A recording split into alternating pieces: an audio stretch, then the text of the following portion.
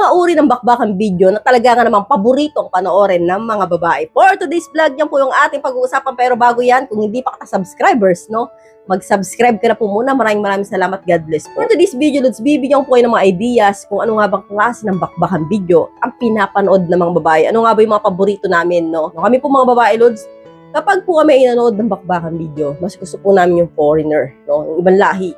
So, karamihan sa mga babae na Pinay, no? Hindi po kami nanonood ng mga Pinay bakbakan video. So, bored po para sa amin yan. So, para sa amin po, walang kalatoy-latoy. Totoo po.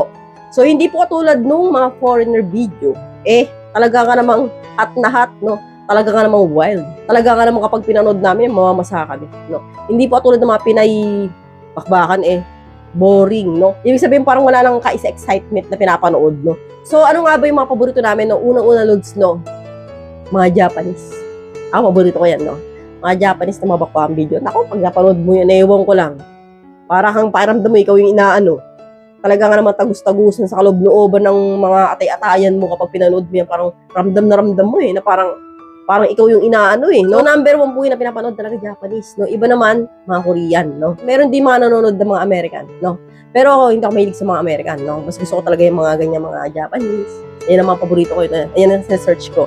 Pero karamihan talaga sa babae, yun din ang gusto, hindi lang ako, So, mga ganun, no? Mas gusto namin manood ng ibang lahi kaysa sa sarili natin lahi. Kasi po, mas matalap sila mag-gerger.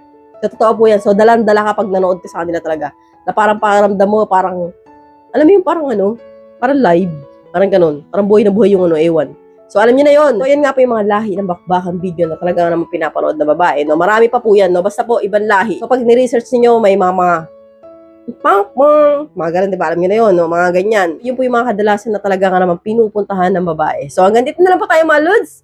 I hope you learned something in this video. More videos to come. So, stay connected and see you again to my next video. God bless. Bye-bye!